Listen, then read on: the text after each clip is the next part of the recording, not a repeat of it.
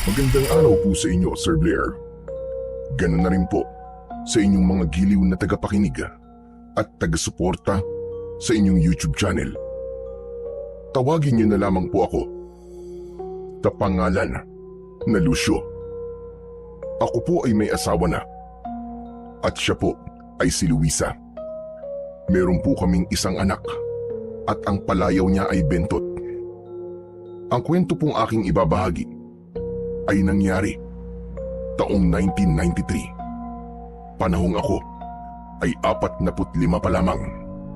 Ang aking asawa noon ay edad 37 at ang aking anak ay edad 12.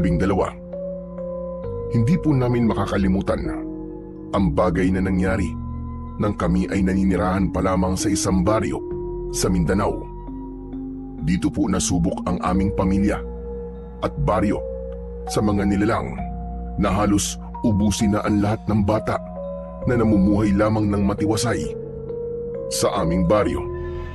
At muli, ito po ang aming kwento. Mahal, nakahanda na mga dadalhin natin. Bentot anak, yung mga tubig at baon nating pagkain ha? Nakahanda na ba? Opo, Nay. Nakahanda na po lahat. Mabuti naman kung ganon. Bentot anak, nasan ba ang tatay mo? Nakahanda na ang lahat ng panlinis bakit hanggang ngayon? Wala pa rin siya. Nasa taas po, Nay. May kinakalikot po doon sa lumang kahon. Hay nako, yung mga kwintas na naman niyang inaatupag niya. Araw-araw na lang. Para namang mawawala sa kanyang mga yon pag di niya laging kinakalikot. Oh, narinig ko yun. Ano na naman ba yun, mahal? Parang ang init-init na naman yata ng ulo mo.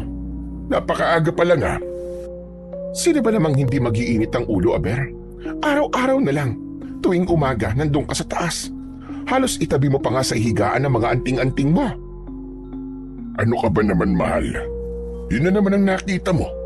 Alam mo naman, di ba, na hindi pwedeng hindi madasalan ang mga anting-anting ko tuwing umaga. Aba, mawawala ng bisa ang mga yun. Alam mo naman yun, di ba? Oo na, Lucio. Kahit naman na anong sabihin ko sa'yo, ay may palusot ka pa rin. O siya. Sige na, dalhin mo na lang yung pala at kalaykay at baka tanghaliin pa tayo sa paglilinis sa simbahan. Mahal naman, palagi na lang mainit ang ulo mo. Halika nga rito at yayakapin na lang kita. Alam ko nitong mga nakaraang araw pagod na pagod ka. Dahil sa sobrang pagod sa biyahe. Hay nako, Lucio ha. Tigilan mo ko at wala akong panahon sa lambing-lambing na yan. Oh, ano Bentot? Anong iningiti-ngiti mo dyan ha? Ang cute niyo po kasi tignan ni Tatay, Nay Ano namang cute na sinasabi mo? Paano naman po kasi, Nay? Para kang mainit na tubig tapos si Tatay naman po ay yelo. Pilit na pinapakalma ang init ng ulo niyo. Hay nako, manang-mana ka talaga sa tatay mo. Ay, sige na nga, mauuna na ako. Magsama na lang kayong dalawa dyan. Nagtinginan at nagngitian na lamang kami ng aking anak.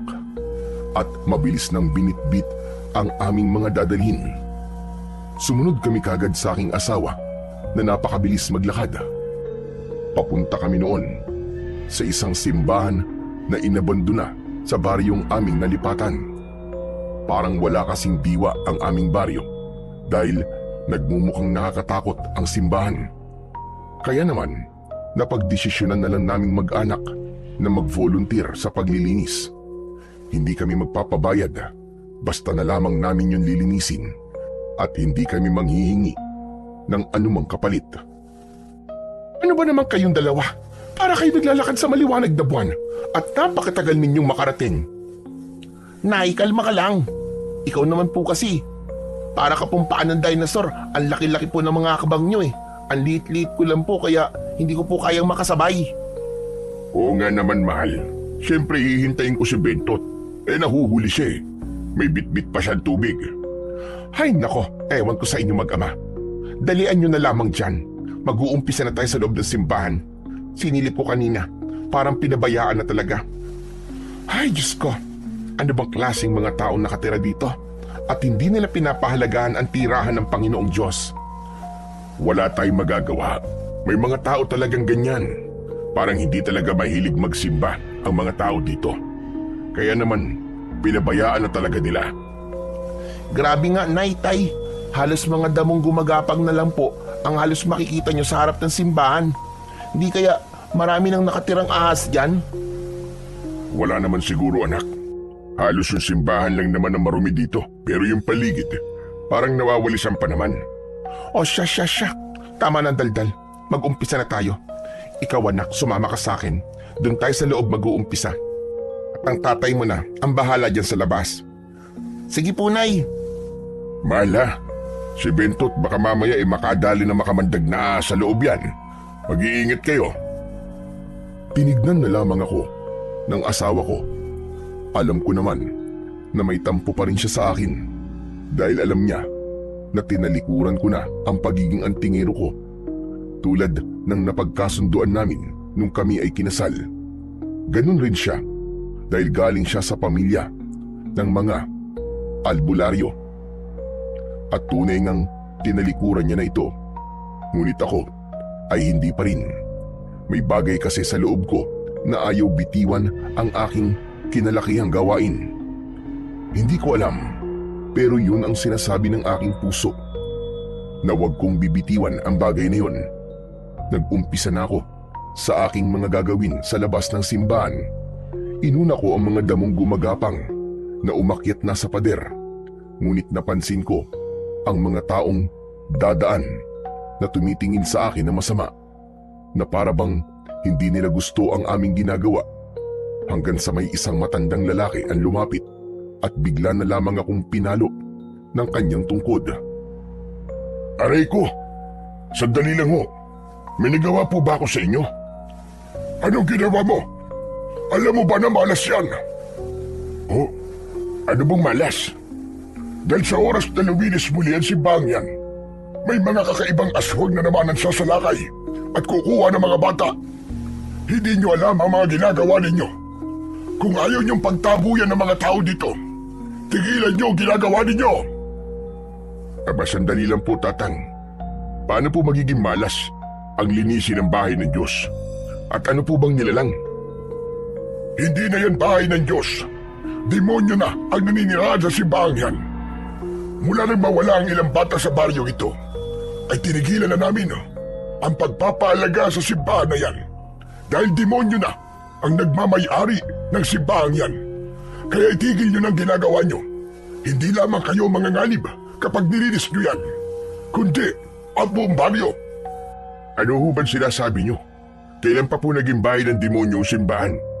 Kaya nga po namin ginagawa to para matuto tayong makipag-usap sa Diyos at manampalataya pag sakaling luminis na ang simbahang ito. Makikita nyo ang pagkakamaling ginawa ninyo. Makikita nyo! Mahal, ano ba nangyayari? May problema ba? Wala naman, mahal. Di ko kasi maintindihan ang mga pinagsasasabi nito ni Tatang eh. May pamilya ka pala. Pag-isipan mo mabuti, amang. May anak kayo at may asawa ka. Kapag pinagpatuloy niyo ang paglilinis ng simbahang ito, siguradong wala nang mabubuhay na bata sa baryong ito. Huwag naman ho kayo magsalita ng ganyan, Tatang. Dahil may batang nakakarinig. Matatakot po ang anak ko sa mga sinasabi niyo eh. Hindi ko kayo tinatakot dahil nagsasabi lamang ako ng totoo. Sinasabi ko lang ang bagay na pwedeng mangyari kung hindi kayo makikinig sa aking mga sinasabi. Mawalang galang na nga ho, Tatang. Wala pong masama kung lilinisin namin ito. At saka kung sinasabi niyo po na kapag nilinisan namin ang bahay ng Panginoon ay magkakaroon ng dilubyo, aba, nagkakamali ho kayo. Mahal. Sandali lang, Lucio. Kasi, Tatang, alam niyo ho bang kabastusan ang ginagawa ninyo? Hinayaan niyo po mga taga dito ang nag-iisang simbahan na ito. Saan po kayo nagdarasal sa bahay? Saan niyo kinakausap ang nasa itaas? Sa mga bahay din? Mali yata ang tanong ko. Nagagawa niyo po ba siyang pasalamatan at humingi ng tawad sa mga kasalanan na ginagawa ninyo? Baka hindi niyo na rin po ginagawa yan dahil pinabayaan niyo na ang simbahan niyo. Hindi malayong pati ang pananampalataya ay nakalimutan niyo na rin gawin. Hindi niyo alam ang mga ginagawa ninyo at sinasabi. Dahil wala namang Diyos. Dahil kung may Diyos na sinasabi mo, ay di niya hahayaang mangyari sa amin ang nangyari noon. Hindi niya sana hinayaang mawalay sa amin ang aming mga anak. Kaya sa oras na matapos at malinis niyo yan, at nagbalik ang kampo ng kadiliman, sisiguraduhin namin sa inyo na kayo ang pagbibintangan namin. Nagulat na lang ako dahil masyadong nagagalit ang matandang lalaki na yon sa aming mga ginagawa. Matapos niyang magsalita, ay ipinalo pa niya sa lupa ang tungkod na kanyang hawak. Kaya nang makaalis ang matandang yon, ay humarap ako sa asawa ko. Luisa, bakit mo naman ginawa ang bagay na yon? Ang alin ba? Ang ipagtanggol ang katotohanan? Masyado naman kasing mainitin ang ulo mo eh. Hindi ba pwedeng kausapin mo na lang siya ng mahinahon? Hindi yung dinadaan mo sa init ng ulo. Maayos ko naman siya kinausap, Lucio. Alam mo naman ang pamamaraan ko ng pagsasalita, hindi ba? At kung paano ako tumingin. Ewan ko sa iyo, mahal. Nay, Tay, ano po yung sinasabi ng matanda? Wala yun, anak. Tara na. Bumalik na tayo sa paglilinis sa loob. Halika na. Hindi ako nakaramdam ng masama dahil sa paglilinis namin ng simbahan. Nakaramdam ako ng kaba dahil sa mga halimaw na sinasabi ng matanda at tungkol sa mga batang nawala noon at nawalay sa kanila. Hindi na ako makabalik sa sarili ko. Habang nag-aalis kasi ako ng mga damo sa paligid ng simbahan, ay di ko maiwasang mapaisip. Lucio, mahal, tama na muna yan. Dito na tayo sa gilid ng simbahan. May lamesa at mga upuan doon. Kumain na muna tayo. Sige, mahal. Susunod ako. Si Bentot ba nasaan? Nauna na doon. Wawalisin niya raw at pupunasan ng mga upuang bato at lamesa. Sumunod ka na lang sa akin, ha? Sige, mahal, susunod na ako. Binitiwan ko ang itak na aking hawak. Nagpagpag ako ng kamay at mabilis na sumunod sa aking asawa. Pagdating doon, naabutan ko ang anak ko at ang asawa ko na inihahanda na ang aming mga kakainin. Aba, masarap yata ang niluto ng mahal ko ngayon, ha? Aba, oo naman, Tay. Si nanay pa ba? Alam mo naman magaling magluto si nanay, di ba? Tapos, paborito pa natin. Kalderetang itlog ng pugo. Ayan ka na naman, Bentot, ha? Tanghaling-tanghali Pambobola mo na naman ang pinapairal mo. Manang-mana ka talaga sa tatay mo, hay. Parehong-pareho kayo. Aba, nananahimik ako rito. Ako na naman ang nakita mo. Ay, oo naman. Hindi ba't sa mga pambobola mo rin noon? Kaya mo ko napaibig? Naku, mahal. Kung ang tinutukoy mo yun dati, lahat ng yun ay totoo. Walang halong pambobola doon. Totoo naman kasi na kakaiba ang angkin mong kagandahan. Hay sos, Lucio. Kumain ka na lang dyan at gutom lang yan. Si nanay talaga ayaw pa kasing maniwala. Totoo naman po kasing ang ganda-ganda niyo kahit may pagkamasungit po kayo. Ikaw rin, Bentot. Gutom na at pagod lang din yan. Kumain ka na lang din dyan. Masyado niyong piniiral yung tinatago niyong kalupitan sa pambobola. Hay nako, makakain na nga lang. Hindi naman maitatanggi na maganda naman talaga ang aking asawa. Masungit nga lang. Makikita ko naman na kahit itinatanggi niya yun, ay ngumiti lang siya sa tuwing sinasabi ko ang bagay na yun. Matapos naming kumain at makapagpahinga, ay napagpasyahan naming magkakasama na lang kaming maglinis sa loob ng simbahan para mas mapabilis kami. Tay, tignan niyo. May mga sinunog po na Biblia dito. Aba, oo nga, no? Bakit naman nila gagawin ang bagay na to? Masyado naman yata nilang binabasto sa mga salita ng Diyos. Nakita ko na rin yan kanina. Kaya di mo ko masisisi. Bakit gano'n na lang ang sinabi ko sa matandang yon? Ewan ko ba? Unang tingin ko pa lang sa matandang yun Napakainit na kagad ng dugo ko sa kanya. Ay nako, tama ka. Ako kanina nga bigla na lamang akong pinalo ng tungkod. Pero grabe talaga. Kahit sino ay walang karapatan na gawin ito sa Biblia. Masyado nilang hinahamak. ang Panginoong Diyos. Kaya hindi na rin nakakagulat kung may mga bagay na hindi ordinaryo ang nangyayari sa kanila rito. Kasi tulad niyan, sino bang pagpapalain kung binabastos nila ang Panginoong Diyos, hindi ba? Nay, sa dati po nating tirahan, sa baryong pinanggalingan po natin. Sabi sa amin ng pari doon, hindi raw maganda ang sirain at bastusin ang Biblia kasi raw po ibig sabihin lang daw nun, wala ka ring tiwala sa Panginoong Diyos. Tulad na lamang na sinabi ng matanda kanina. Abay wala raw Panginoong Diyos at demonyo raw ang tunay na naniniraan sa simbahan. Sobrang nasasayangan ako sa Biblia na to. Sige anak, ilagay mo na lang sa sako yan. Wala na tayong magagawa. Wala na mapapakinabangan sa mga yan. Sunog na ang lahat ng pahina. Alam niyo tay, nangihinayang po ako. Bakit nila gagawin to? Bakit hindi po sila naniniwala sa amang lumika? Wala naman tayong lahat sa mundo kung wala siya, di ba? Wala tayong magagawa anak. Iba-iba ang mga tao. May naniniwala at meron namang hindi. Tama ang tatay mo, anak. Pero alam mo ba na ang mga taong walang pananampalataya at hindi kinikilala ang may kapal ay siguradong hindi pagpapalain. Kaya sige na, para naman kahit papano mabawasan ang rumi na meron ng simbahang ito. Maglinis na tayo. Opo, Nay. Umiling na lamang ako habang nakatingin sa aking asawa na halata rin ang pagkadismaya dahil sa mga nakita. Lumapit ako sa kanya at hinawakan ang kanyang kamay. Sabay naman nun ang kanyang pagbuntong hininga. Upo ka na muna riyan, mahal, kung pagod ka na. Hindi naman ako pagod, mahal. Nangihinayang lang ako sa mga tao dito. Kung nakakaranas pala sila ng mga bagay na hindi ordinaryo, dapat sana mas lalo silang maniwala sa Panginoong Diyos. Hindi ba nila alam na pagsubok lang ang mga binibigay sa kanila? Pero imbis na manalig, hinayaan lamang nila na magkaganito itong simbahan.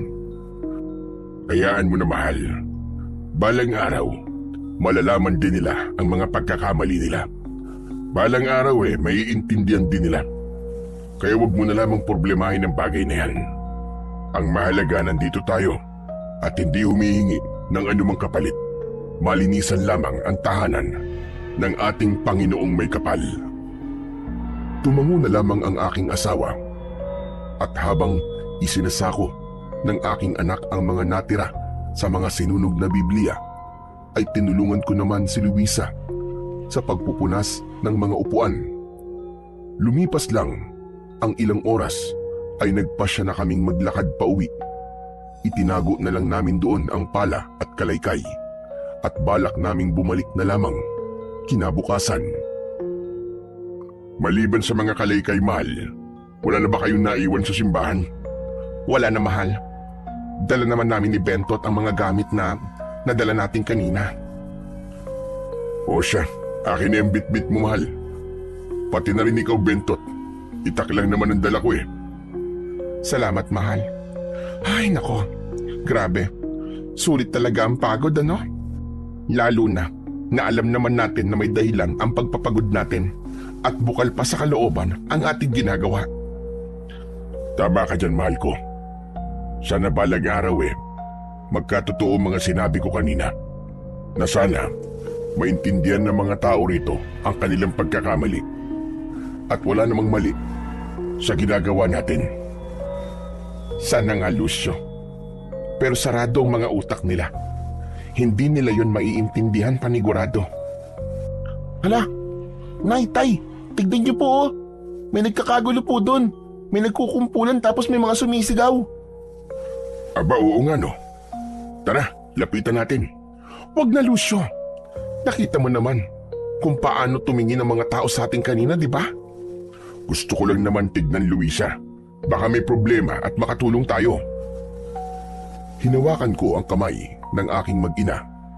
Nilapitan namin ang mga nagsisigawan at nagkukumpulang mga tao. Nakita namin doon ang isang dalagang hinahawakan ng isang lalaki na kung titignan ay halos kasing edad ko lamang. Umiiyak ang lalaki habang nagkikikisay naman ang dalaga at may bumubulang itim na likido sa bunganga nito. Diyos ko, Ano ba nangyayaring ito? Tay, natatakot po ako. Huwag kang matakot, anak. Halika dito sa tabi ko. Lucio, anong gagawin mo? Hindi ko pinansin ang tanong na yun ng aking asawa. Sa halip ay nilapitan ko ang lalaking may hawak sa dalaga. Brad, mawalang galang na. Ano ba nangyayari sa kanya? Hindi ko alam eh. Bigla na lamang siya nagkaganyan. Noong una, agad naman siya naging maayos pero ngayon ay hindi. Buwan ko siya kanina. Nanggaling kami sa labas ng baryo. Dinala ko siya sa ospital. Hindi kami tinanggap dahil mukha raw kami walang pambayad. Hindi ko na alam ang gagawin ko sa anak ko. Diyos ko, hindi maganda to. Mukhang masamang elemento gumawa nito sa kanya.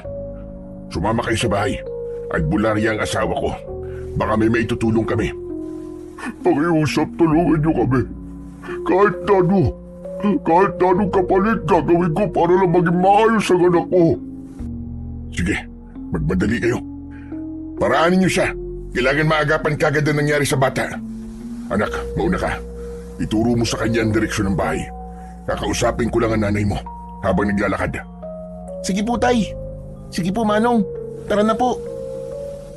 Naunang naglakad ang aking anak at ang mag-amang gusto kong tulungan. Ngunit nang lingunin ko ang aking asawa, napakasama ng tingin niya sa akin. Narinig niya pala ang mga sinabi ko sa lalaking gusto kong tulungan. Ano yun, Lucio? Anong pinagsasabi mong tutulungan? At albularya ako. Mahal, teka lang naman. Huwag ka naman magalit. Sige na. Alam ko naman na kahit na tinalikuran mo ng pagiging albularya, kayang-kaya mo pa rin. Naririnig mo ba mga sinasabi mo, Lucio? Hindi ka muna kumonsulta sa akin bago mo ko pinangunahan. Nag-aagaw buhay na ang anak niya, mahal. Pakiusap naman. Tulungan natin sila. Baka dahil dito mapabalik natin sila sa pananampalataya sa Panginoon. Baka dito natin maumpisan na pabalikin sila sa kalooban ng Diyos. Alam mo ikaw, hindi ka talaga marunong tumupad sa mga pangako mo. Nung ikinasal tayo, nangako ka sa akin, natatalikuran na natin ang mga dati nating buhay. Pero ano nangyayari ngayon? Pasensya ka na kung ganun, mahal. Alam mo naman na hindi ko talaga kaya. Pumayag lang ako noon kasi mahal na mahal kita. Ayokong dahil sa pagiging antingero ko, maghiwalay tayo. Mahal mo nga ako, pero dapat matuto ka ring tumupad sa mga pangako. Bahala ka na nga sa buhay mo. Hindi ko gigisingin ang pagiging albularya ko dahil matagal ko nang tinalikuran ang bagay na yon. Mahal naman, pakiusap naman Ito na yung chance natin na makita ng mga tao na may himala at may Diyos. Makinig ka sa akin, mahal. Ito na yung chance natin para maparating natin sa kanila na kailangan natin ng pananampalataya sa buhay. Yung pagiging albularya mo ang magiging tulay natin para magbalik loob sila sa may kapal. Pakiusap naman, mahal, kahit ito lang. Hindi ako tinignan ng asawa ko. Sa halip ay nagmadali siyang naglakad. Alam ko naman sa sarili ko na gusto niya talaga ng normal na buhay. Ngunit dahil hindi ko kayang makakita ng mga taong nahihirapan, ay hindi ko magawang talikuran ang aking katungkulan bilang isang antingero. Sumunod ako sa aking asawa at alam ko na hindi ko siya mapipilit. Kaya naman, nag-alala ko sa anak ng lalaking gusto kong matulungan. Nang makarating kami sa bahay, nadatnan namin doon ang lalaki katabi ang anak niyang dalaga na hindi pa rin tumitigil sa pagkikisay. Ngunit nalampasan lamang sila ng aking asawa at umakyat sa aming tulugan. Anong gagawin natin? Pakiusap. Tulungan niyo ang anak ko. Huwag kang mag-alala. Tutulungan namin ang anak mo. Diyan ka lang at kakausapin ko lang ang asawa ko. Diyos ko, ngayon pa lang ay nagpapasalamat na ako sa inyo. Tinanguan ko lamang ang lalaking nasa aking harapan. Tatayo pa lang sana ako, pero bumalik na ang asawa ko galing sa itaas. Suot niya ang kanyang mga kwintas at dala rin niya ang mga gamit niya sa pagiging albularya. Oh, mahal. Oo na, Lucio. Pero gagawin ko to dahil sa isang bagay na gusto kong maibalik sa baryong ito. Ngumiti ako at tumingin sa lalaking nasa aming harapan. habang naluluwa siyang nakatingin sa aking asawa. Hindi ba't sinabi mo sa asawa ko na kahit na ano ay gagawin mo para mapagaling ang anak mo? Oo, kahit anong pakiusap lang tulungan niyo ako. Ang anak ko na lamang ang meron ako. Kung ganon, ipapangako mo ba na magbabalik loob ka sa Panginoong Diyos? Alam kong mali na pilitin ka, pero gagawin ko ito dahil may paniniwala ako at hindi ako magkakaroon ng kakayang maging albularya kung hindi dahil sa Kanya. Oo, sige. Pagkatapos nito, pinapangako ko na magpapasalamat ako sa Kanya. Ibibigay ko muli ang aking sarili sa Kanya at mananampalataya akong muli sa Kanya. Kung ganon, iwan niyo muna kami. Kailangan kami lamang ang nandito at walang ibang taong nakakakita ng aking gagawin upang maging mas mabisa ang panggagamot ko sa Kanya. Magtiwala ka sa asawa ko at magdasal. Sa likod muna tayo ng bahay.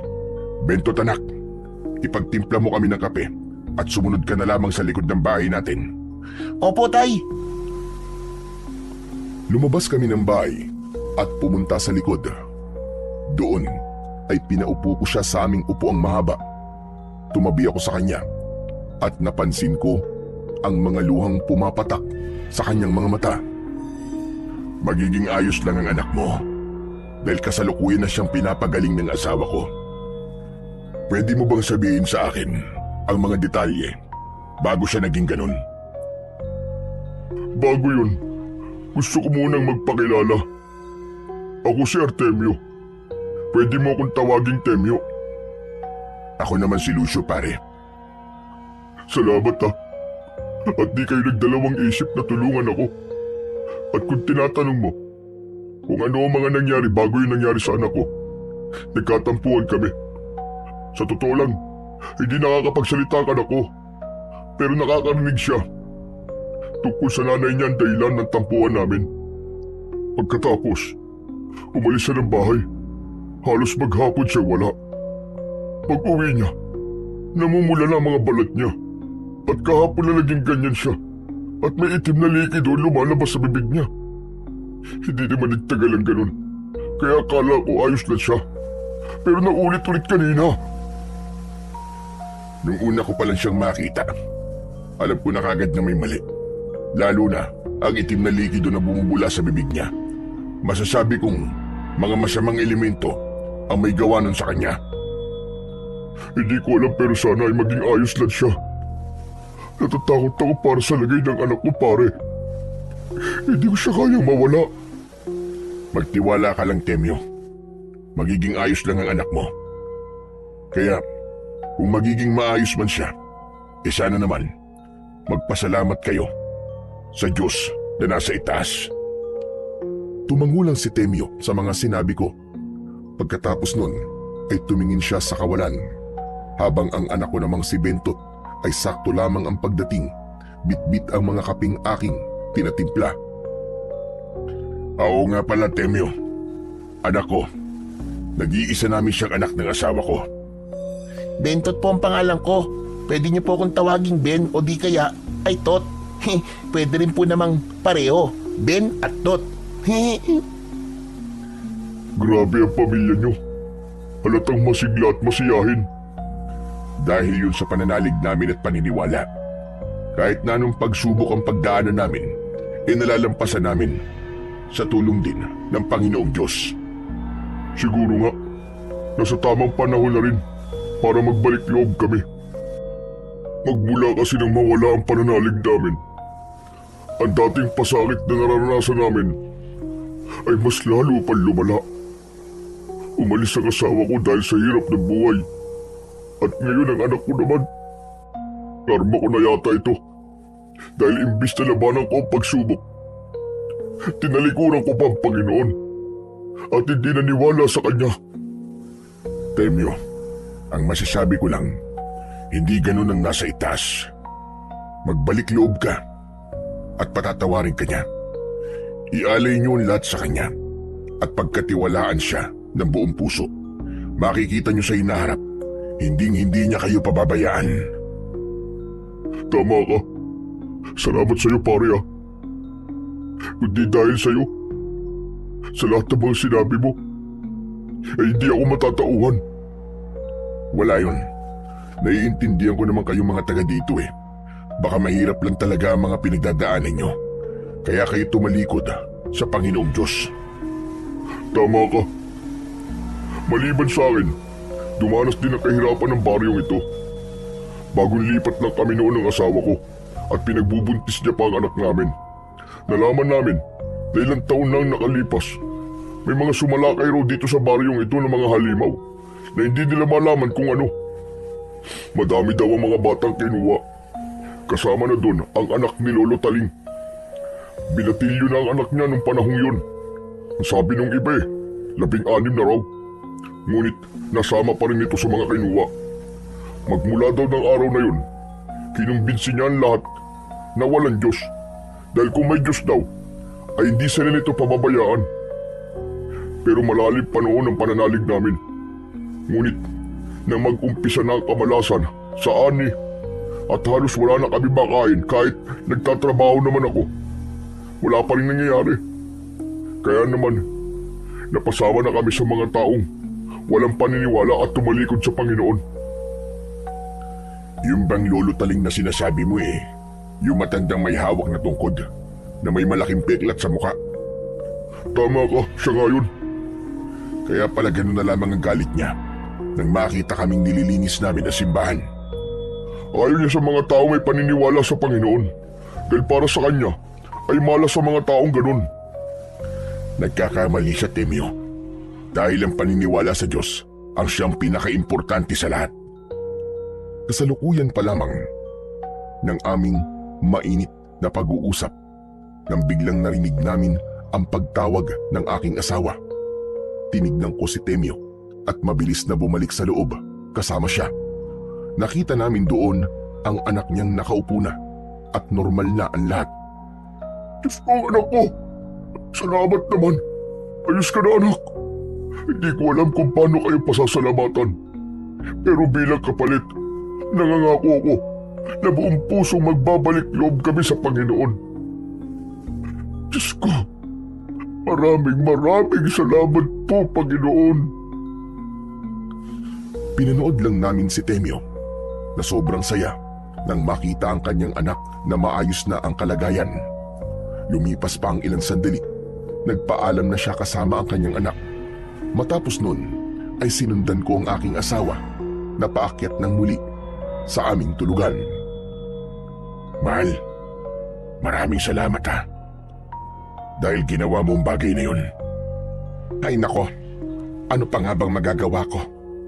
Pero sana, dito na nga mag-umpisa ang lahat.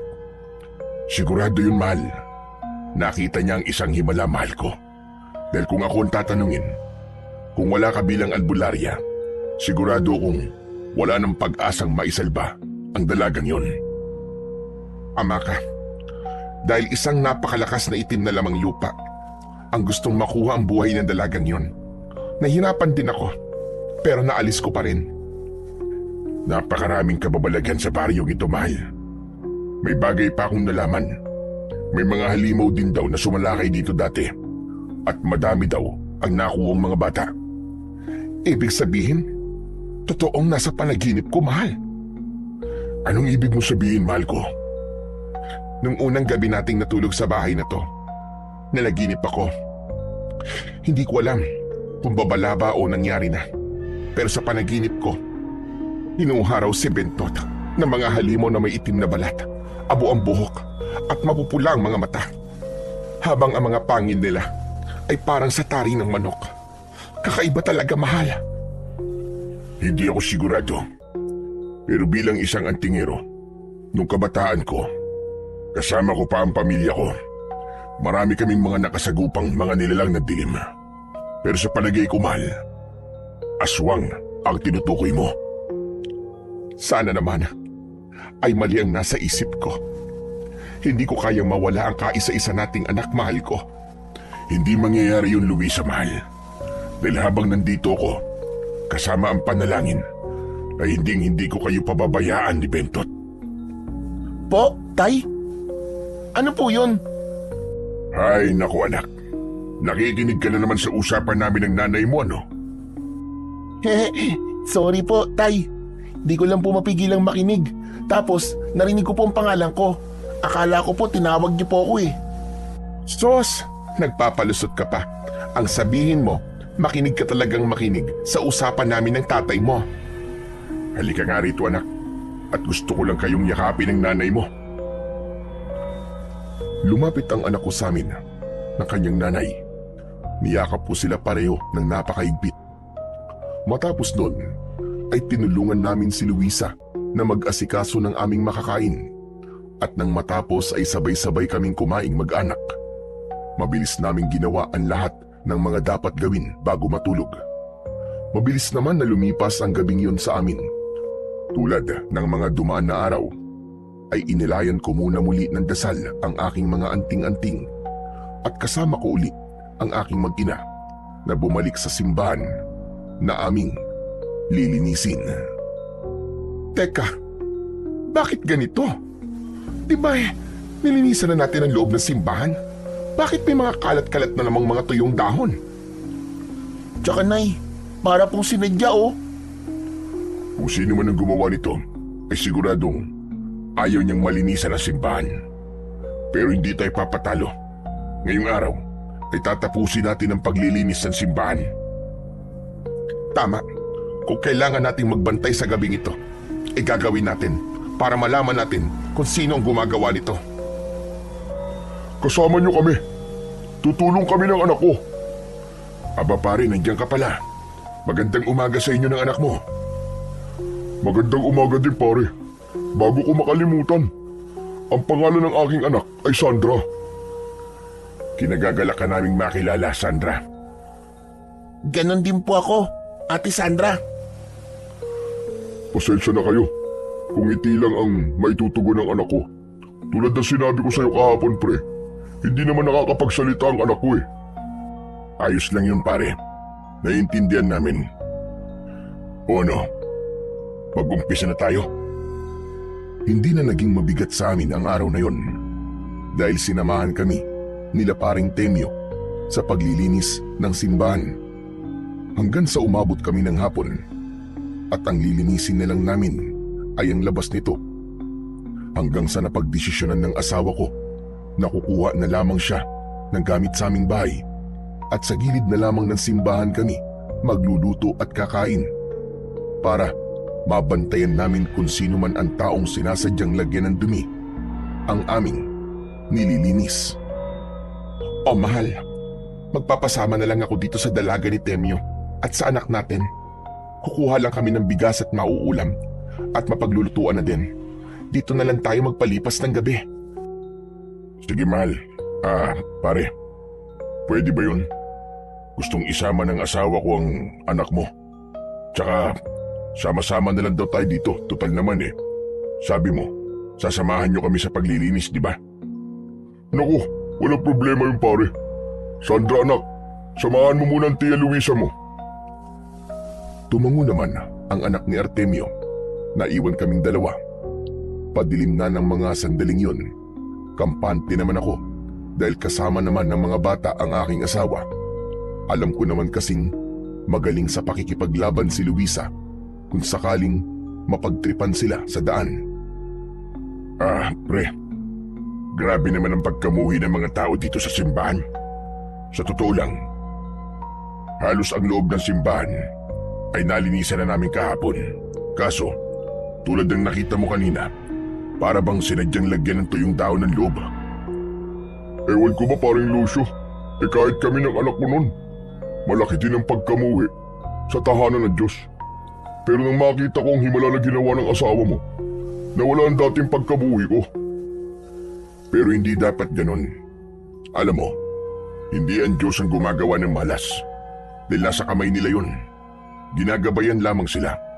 Pero kung tatahakin nila malilandas, hindi na yun ang ginusto ng nasa itaas. Hayaan mo pare, darating din ang panahon na matatauhan ng mga tao rito sa pagkakamali nila. Tulad ko. Sana nga pare.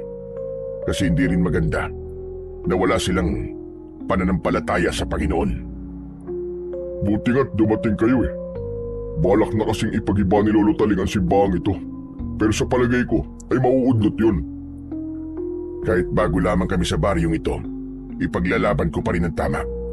Walang karapatan ng sinuman na bastusin ang tahanan ng Panginoon. Napalalim ang pag-uusap namin ng mga oras na yon.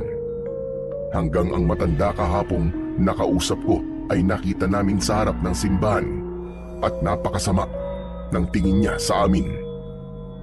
Pati ba naman ikaw, Artemio, ay nagpapalinlang?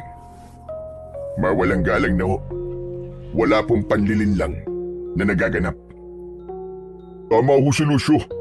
Buong puso ko pong tinanggap ang pagbabalik loob sa ating amang lumikha. Walang lumikha! Walang Diyos! Yan ang lagi ko sinasabi sa inyo.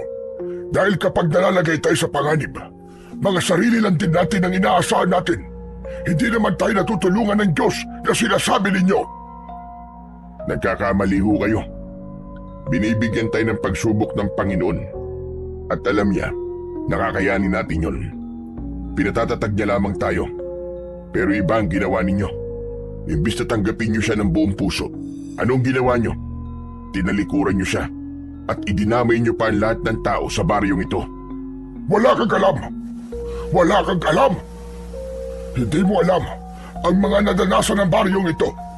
Kaya huwag kang magsalita na parang alam mo ang lahat. Siguro tama nga kayo na wala akong alam sa mga nangyari sa baryong ito. Pero isa lang ho ang nasisigurado ko, na mali kayo ng piniling paniwalaan. Lolo Taling, pag-isipan niyo ho ng mabuti. Mag-umpisa na po kayo magbalik loob sa Panginoon. Dahil napatunayan ko po na merong Diyos. Ang anak ko po na nag-aagaw buhay. Nagawa po nilang pagalingin at maayos na ang lagay ngayon. Totoo po, maniwala kayo sa akin. Huwag kang magsalita ng kalokohan. Hindi totoo ang himala.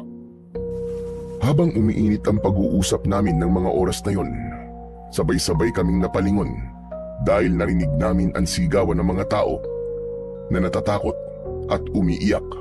Nag-uumpisa na mga demonyo sa panggugulo sa baryong ito. At kayo ng pamilya mo may kasalanan kung bakit sila nagalit. Kasalanan mo!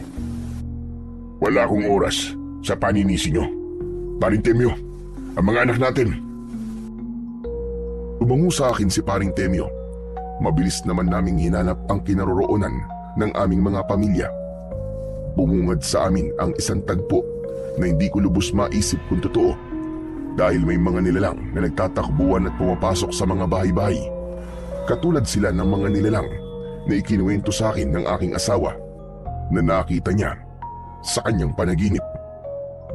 Diyos ko, ang mga ito, kakaiba ang mga nilalang na to.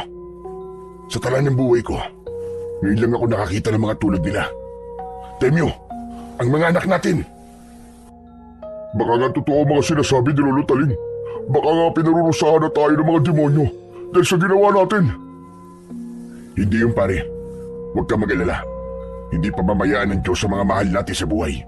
Kaya magbandali ka. Kailangan natin silang mahanap. Pero bago yun, balikan muna natin ang lahat na magagamit natin sa data sa mga halimaw na to. Bumalik kami sa simbahan. Nadatnan namin doon ang matandang si Apong Taling. Nagkakalat ito ng mga tuyong dahon sa loob. Ngunit dahil wala na kaming oras para sawayin siya, ay umiling na lang ako at agad na kinuha ang pala na nakasandal sa pader. Habang si Paring Temyo naman ay ang itak kong nakatabi ang kinuha. Mabilis kaming tumakbo at bawat lalapit sa amin ay pinaghahampas namin ng aming mga hawak.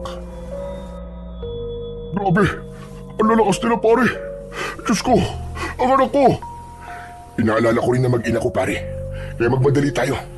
Diyos ko, di ko mapapatawad na sarili ko pag may nangyaring masama sa kanila. Lalo na't hinayaan ko na sila na maglakad nang hindi ako kasama. Huwag ka mag-isip ng ganyan, pare. Tulad na sinabi mo, ay di sila hahayaan ng Panginoong Diyos, diba? Magtiwala lang tayo sa Kanya. Nang makaalis kami sa mga napakaraming mga aswang, ay mabilis naming tinahak ang daan. Ngunit bumundo lang kabako nang makita ko ang asawa ko sa hindi kalayuan na nakahiga Kasama niya ang anak na dalaga ni Temyo. Ngunit wala roon ang aking anak na si Bentot. Luisa, mahal. Gumising kayo. Mahal ko, gumising ka. Lucio, mahal. Ikaw ba yan? Oo, mahal ko. Ano nangyari sa inyo ni Sandra? Nasaan ang anak natin? Ang anak natin, Lucio. Ang anak natin. Kinuha siya ng mga halimaw. Hindi ko alam. Pero nawalan kami ng malay nang may isinaboy sila sa amin na itim na bagay. Patawarin mo ako, mahal ko. Hindi ko naprotektahan si Bentot. Hindi, mahal. Hindi napahamak si Bentot. Magtiwala ka. Babawiin natin ang anak natin. Pero pare, paano? Oras na, pare. Para bumalik ako sa pagiging antingero. Tutulong ako sa iyo, pare. Tutulong din ako, mahal ko. Hayaan mo akong tumulong pakiusap. Maganda na tayo. Sa oras na may mangyari sa anak ko, hihiram ang mga halimaw na yun ng mukha sa aso. Umuwi kami sa aming bahay. Kasama namin ang magtatay na sina Artemio at Sandra. Pagdating namin doon, agad kaming naghanda habang ang asawa ko naman ay wala pa ring tigil sa pag-iyak. Tama na yan, mahal. Mababawi din natin si Bentot. Pangako yan. Hindi ko alam, Lucio. Pero natatakot ako para sa anak natin. Hindi ko alam ang gagawin ko kapag napahamak siya. Mahal naman, huwag kang mag-isip ng ganyan. Kung nasan man si Bentot ngayon, hindi siya pababayaan ng Panginoong Diyos. Magdasal ka lang, tutulungan niya tayo. Mababawi natin siya. Sigurado yun. Huwag kang mag-alala, Luisa.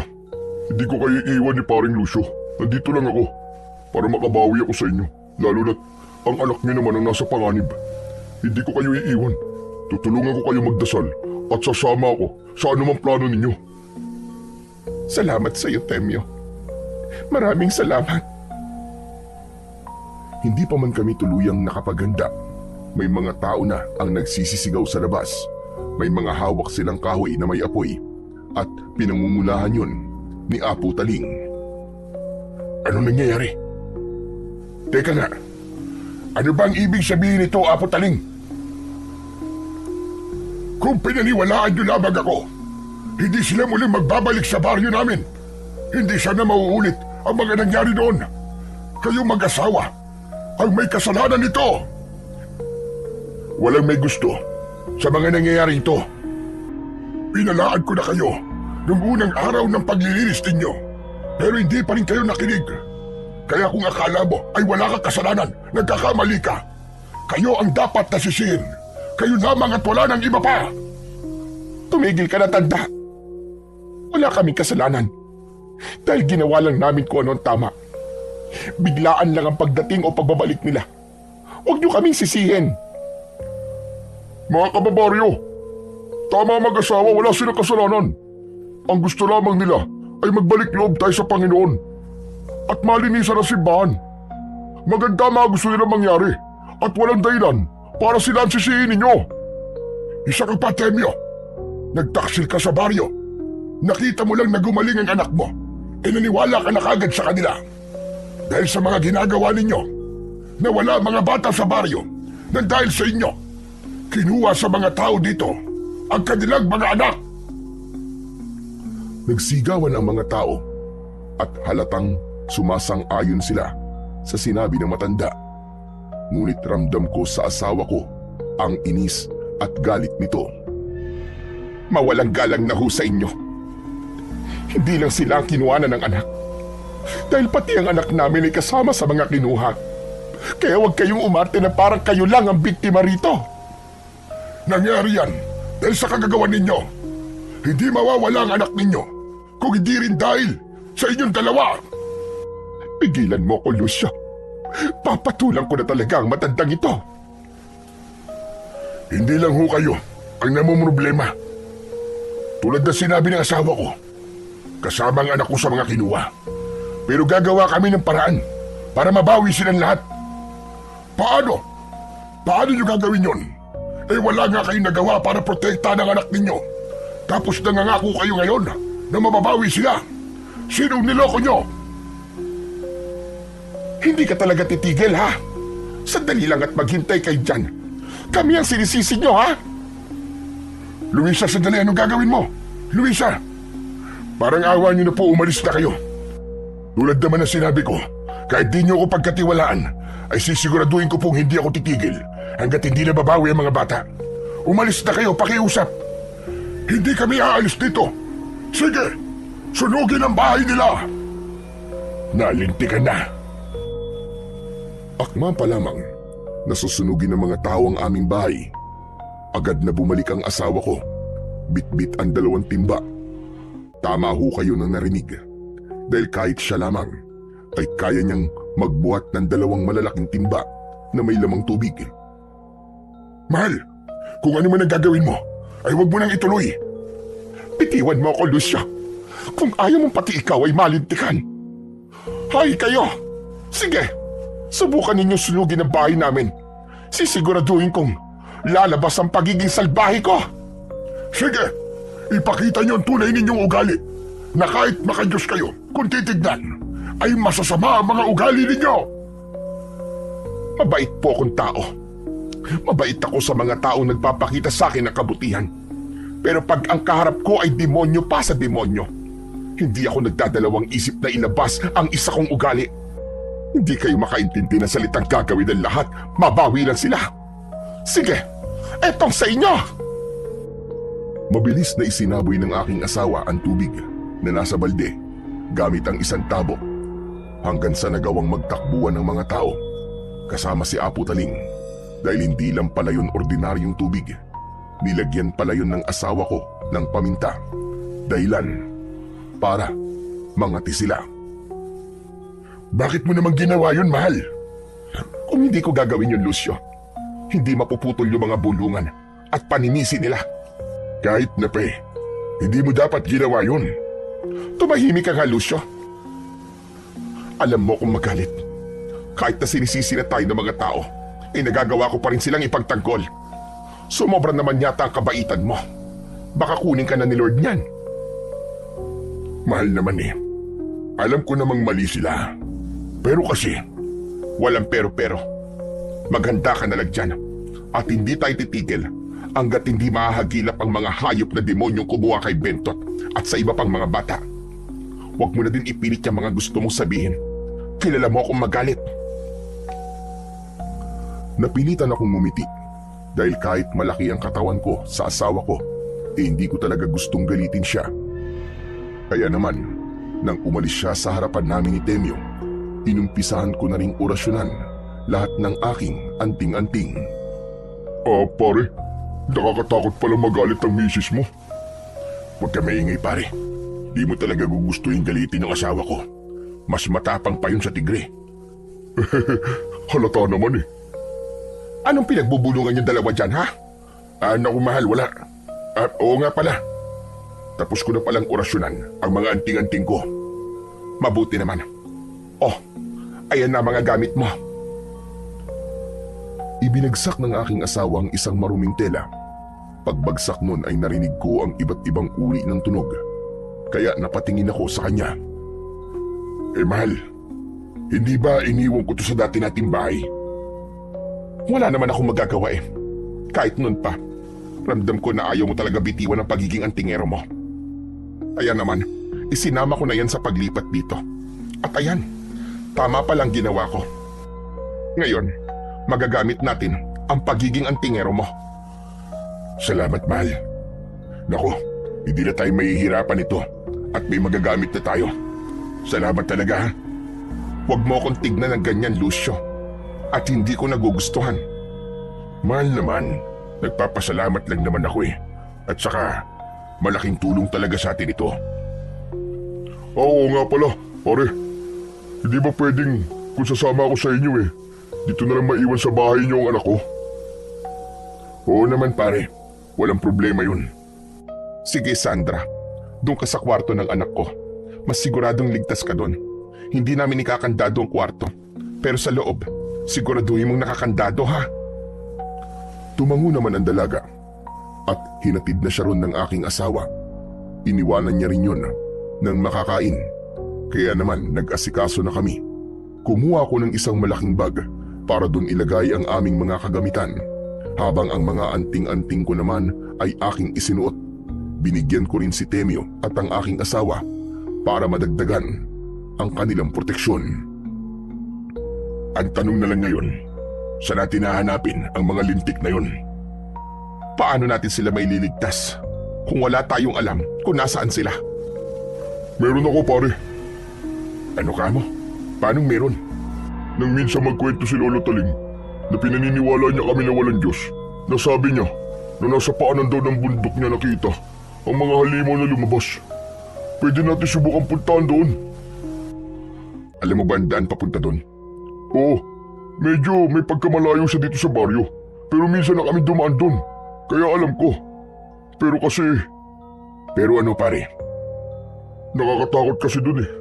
Pag dumaraan ka, alam niyo ba yung pakiramdam na parang may mga matang nakatingin? Ganun. Kaya pag dumadaan kami doon, talaga namang nangingilabot kami. Kung ganun, doon tayo magpupunta. Sige, maglakad na tayo. Ngunit bago pa kami naglakad, ay nagbigay muna kami ng isang habilin sa anak ni Temyo na huwag siyang lalabas doon. At nagpatuloy na kaming tatlo. Habang naglalakad kami, ay may mga nadadaanan pa kaming mga tao. Tulad ng dati, ang mga tingin nila ay matatalim na para bang wala kaming ginagawang maayos. Hinayaan lang namin sila at nagpatuloy lang kami sa paglalakad hanggang sa nakarating na kami sa bungad ng kakauyan. Pare, dito ba talaga ang daan papuntang paanan ng bundok?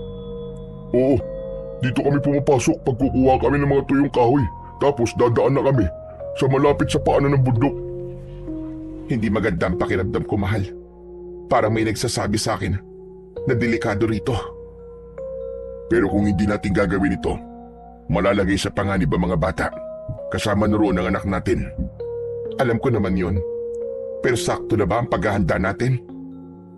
Hindi na dapat tayo mag-aksaya ng oras. Kailangan kumilos na kagad tayo. Dahil ayon sa mga nakita kong nilalang, hindi sila ordinaryo. Masasabi kong isang uri sila ng aswang. Pero alam niyo ba, yung parang kakaiba silang uri. May nabanggit sa akin ng lolo kong albularyo nung bata pa ako. Kinikwento niya sa akin ang bawat uri ng mga aswang, mahal. Kung titignan, isa sila sa mga kakaibang uri ng aswang. Agarban, mahal. Yun ang tawag sa kanila. Oo nga, tama ka. Sila mga uri ng aswang na nanggaling sa dugo ng mga agaras at sinaunang gabunan. Teka, aswang? Hindi naman sila totoo? Nagkakamali ka, pare. Sa tagal ko naging antingero, iba't ibang uri na ng aswang ang mga nakasalamuha ko. May tik-tik, wakwak, at marami pang iba. Pero ang mga makakalaban natin ngayon, nanggaling sila sa pinakamalalakas na lahi ng aswang. Tama. Pasensya na kung naudlot ang paglalakad natin dahil sa kaduwagan ko.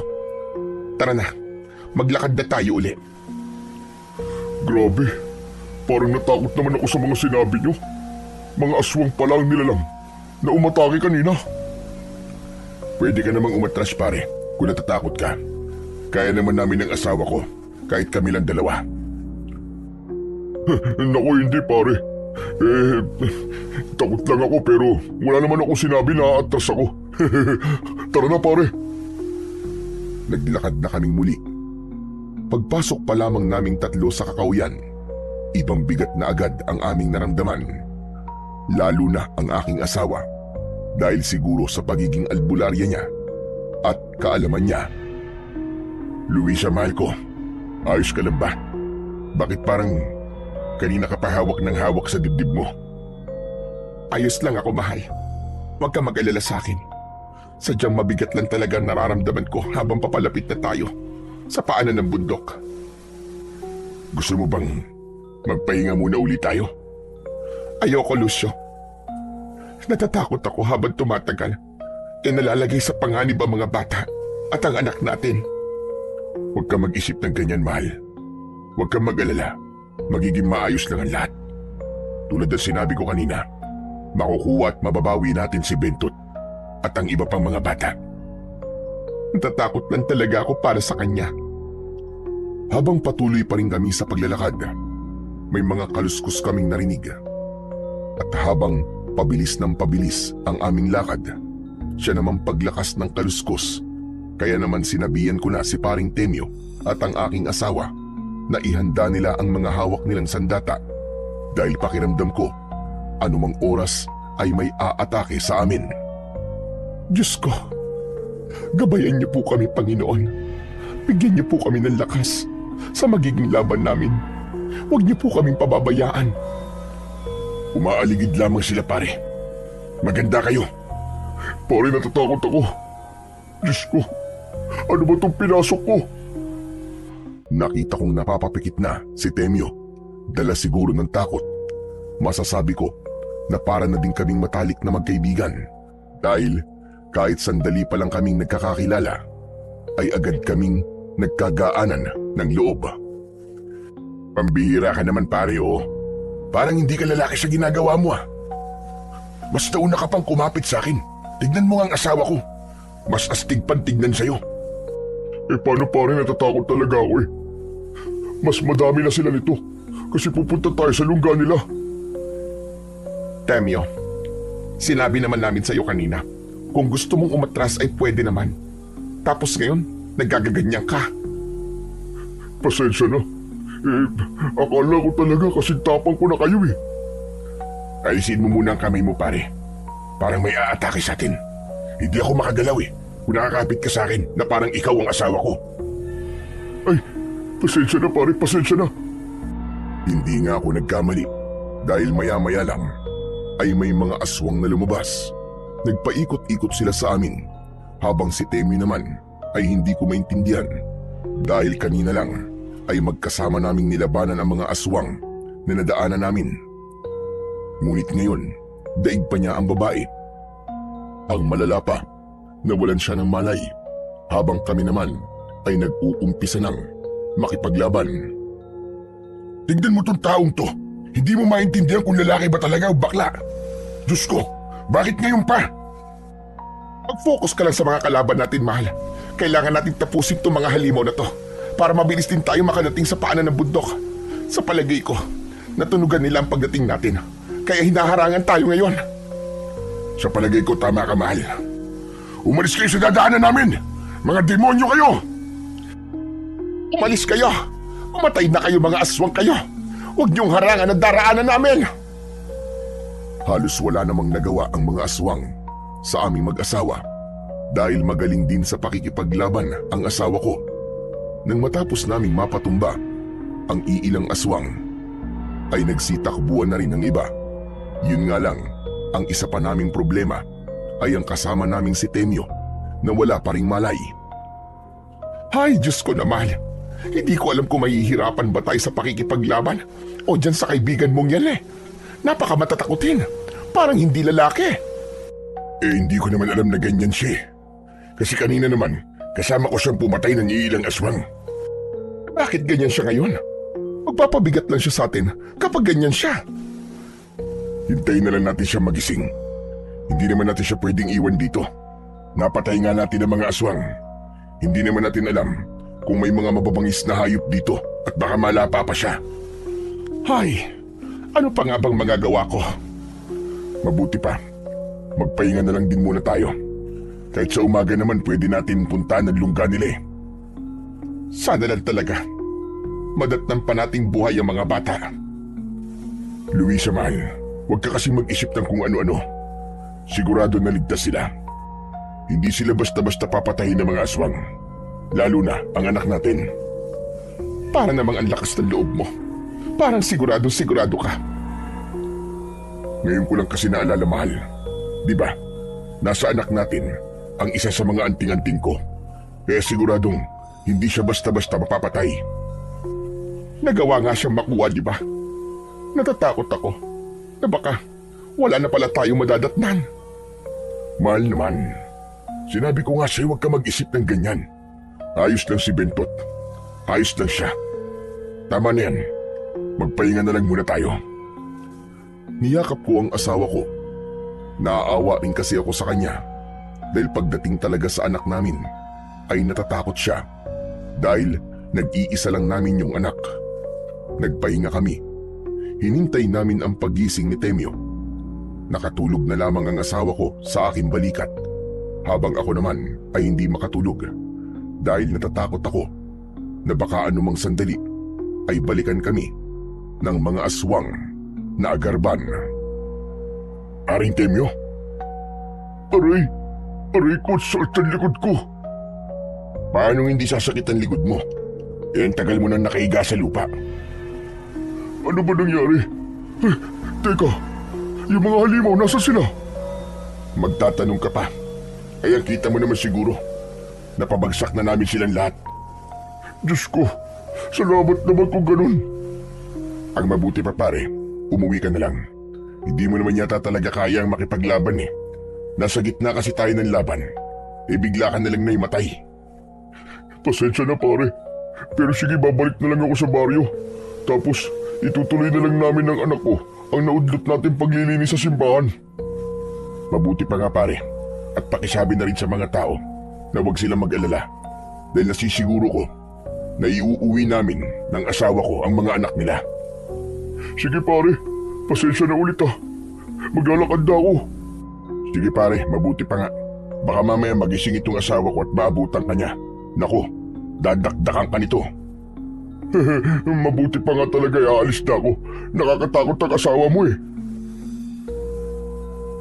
Naglakad ng palayo si Temyo at maya-maya lang, nagising na ang asawa ko. Nagtaka naman siya kung bakit wala na si Temyo, pero sinabi ko na lang na pinauwi ko na. Hindi naman tinugunan ng asawa ko yun. Hindi na rin kami nag-aksaya pa ng oras at agad na kaming naglakad hanggang sa pareho na kaming nagutom ng asawa ko. Pero ang meron lang kami ay tubig, kaya naman tiniis na lang namin ang tubig upang pansamantalang mawala ang gutom na aming nararamdaman. Kanina pa tayo naglalakad, mahal. Pero hanggang ngayon ay hindi pa rin tayo nakakarating sa paanan ng bundok. Malilintikan talaga sa akin ng mga aswang na yon. Kapag may ginawa o kapag sinaktan nila ang nag-iisa kong anak, makikita nila ang galit ng isang ina. Huminahon ka lang, mahal. Masyado ka namang mainit eh. Kalma lang. Sino ba naman kasi ang mapapakalma kung ganitong halos mamatay na ako sa kaba? Kaya nga diba sabi ko sa'yo, kumalma ka lang. Magiging maayos lang ang lahat. Pero teka, mahal, naamoy mo ba yun? Ang alin? Ang lansa. Ang baho. Umaalingasaw. Parang nabubulok na laman. Aba, oo nga no. Sinundan namin ang naaamoy naming mabaho hanggang sa nakarating kami sa isang malaking kuweba. Doon nakita namin ang parang katawan ng mga batang naagnas na at nakasabit sa labas ng kuweba. Kung hindi ako nagkakamali, matagal na ang mga katawan na yon. Diyos ko, napakawalang kaluluwa nila. Sigurado ako, mahal, na yan na ang kuta nila. Tama ka.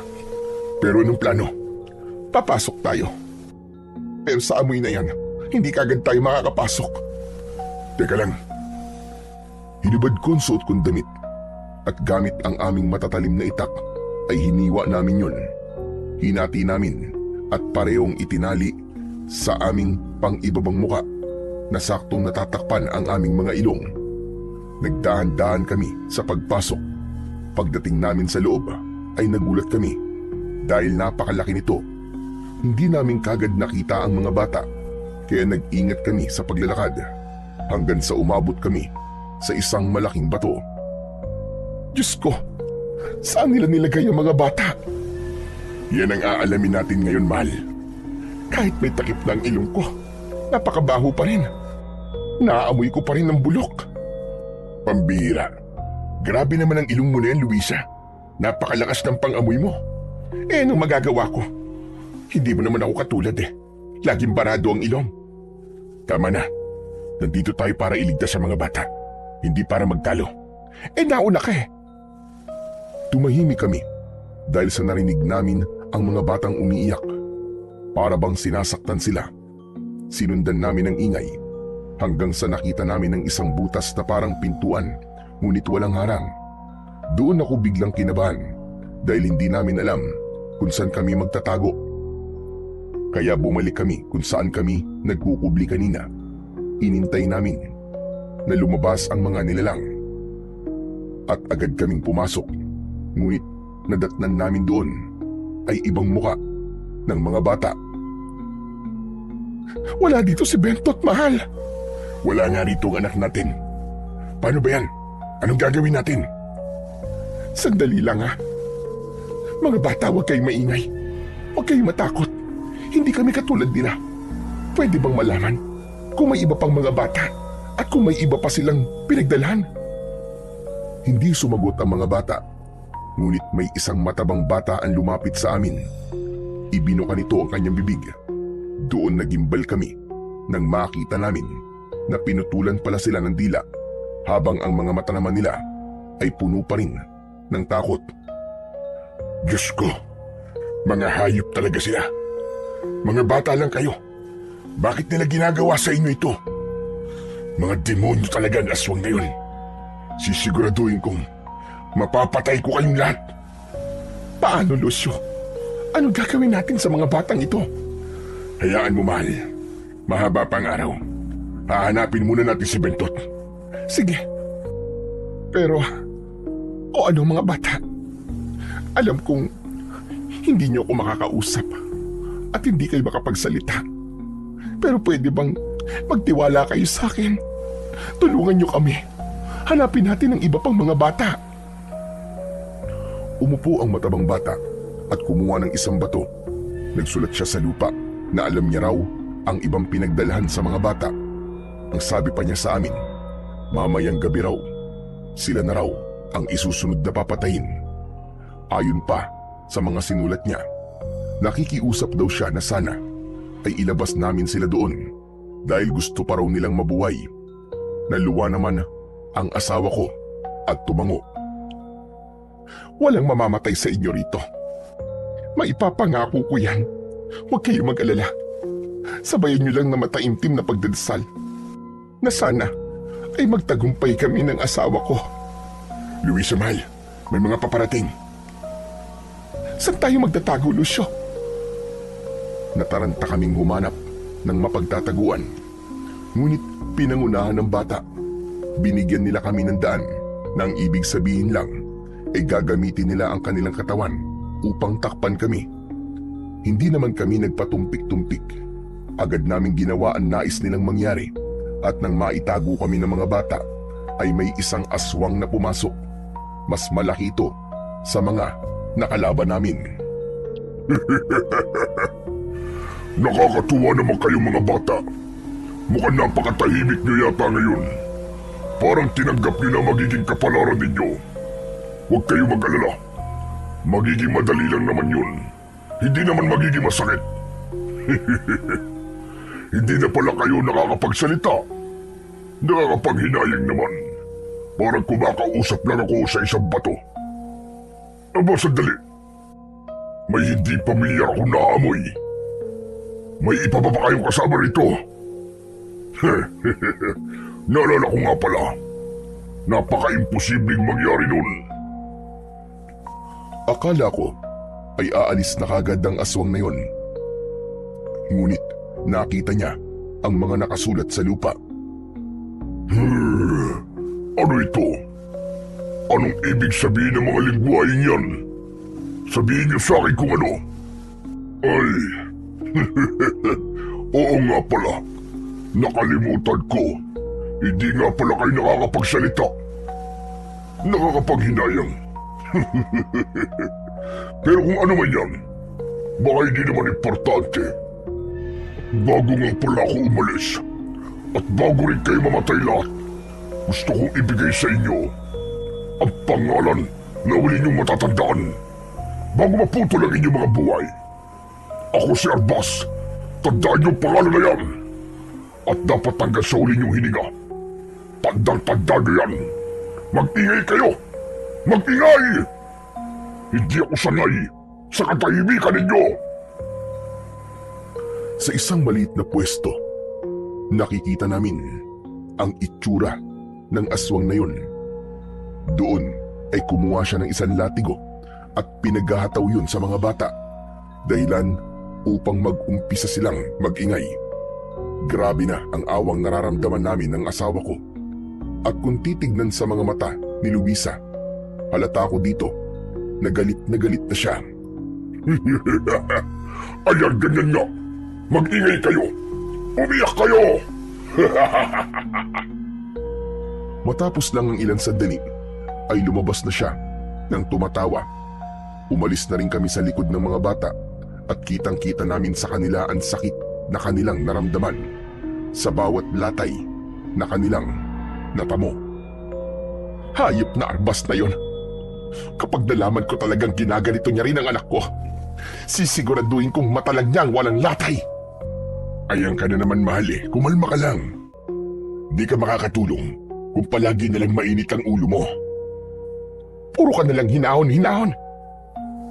Kung ikaw, nagagawa mong huminahon habang maraming batang nasa panganib, ibahin mo ko, Lucio. Hindi ko na kayang tiisin ito. Ang sa akin lang naman, mahal. Huwag kang masyado magpapadala sa galit mo. Kailangan kumilos tayo ng may plano at tiyak. Hindi yung natataranta tayo. Ewan ko sa'yo, Lucio. Ang mabuti pa kumilos na tayo. Mahaba pang ang araw. Pero madali lang yon. Umaandar ang oras. Sige. O mga bata, babalikan namin kayo pangako. Kasama namin kayong lalabas sa impyernong lugar na ito. Bago pa man kami tuluyang lumabas sa silid na yon, ang matabang bata kanina ay niyakap ako. Naramdaman ko ang pagmamakaawa niya. Kaya naman umupo ako sa harapan niya at hinawakan ko ang magkabilaan niyang balikat.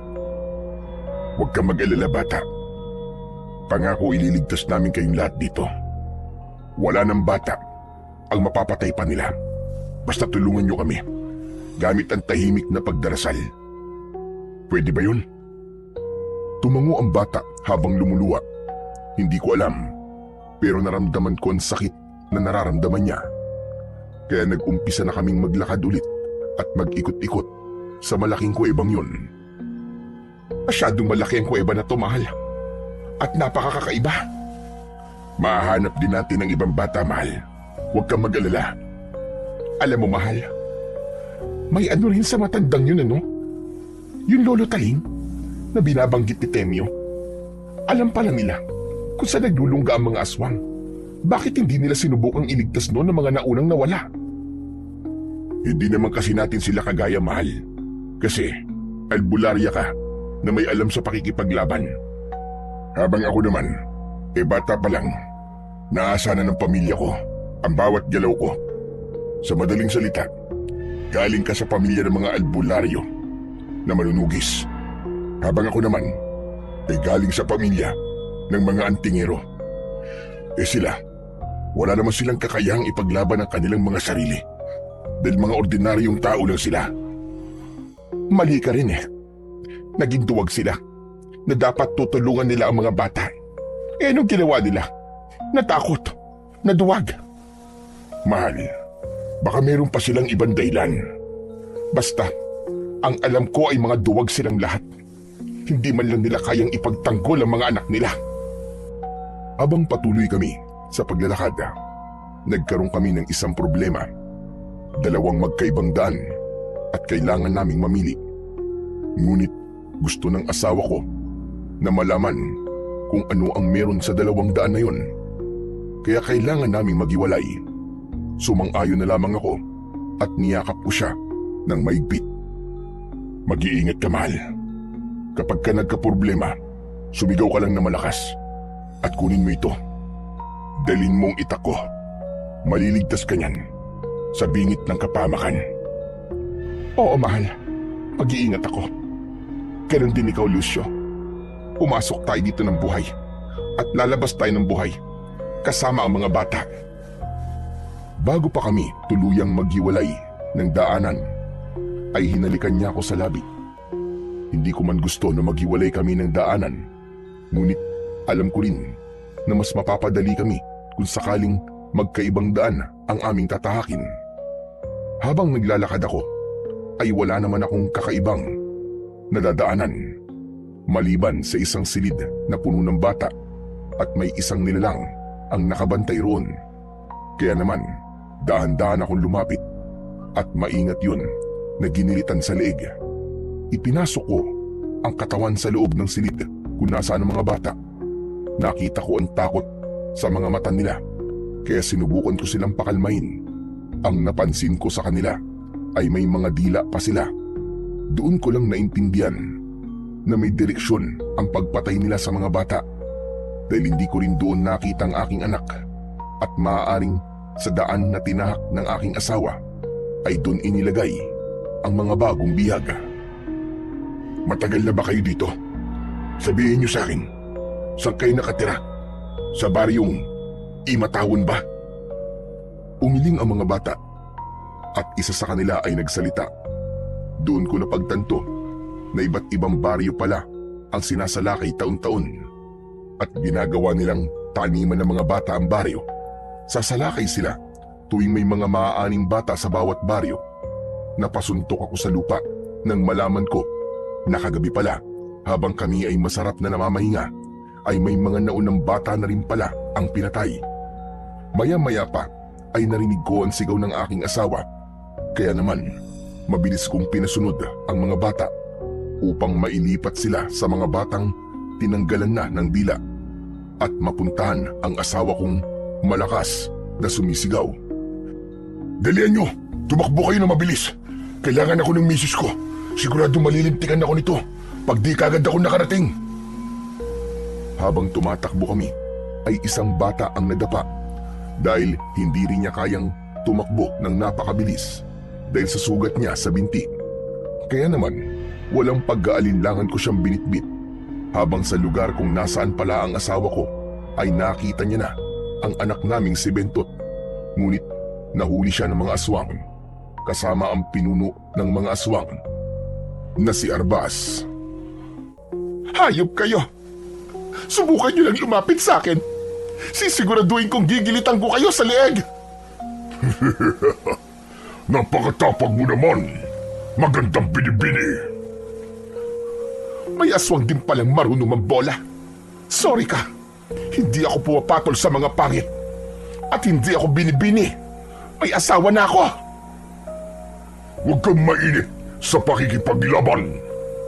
Huwag kang magmadali. Kung may asawa ka na, sayang naman. Gagawin pa naman sana kitang reyna. Siraulo ka ba? Anong reyna ang pinagsasabi mo? Reyna ng mga aswang? Pasensya na. Dahil reyna na ako kung ituring ng asawa ko. Kaya hindi ako interesado sa pagiging reyna na sinasabi mo. Ang sakit mo sa tenga. Kung ganun, edi magpasensyahan na lang tayo. Nakipaglaban ang asawa ko ng mga oras na yun, habang ang mga batang kasama ko ay iniwan ko sa silid kung saan namin nakita ang mga naunang bata.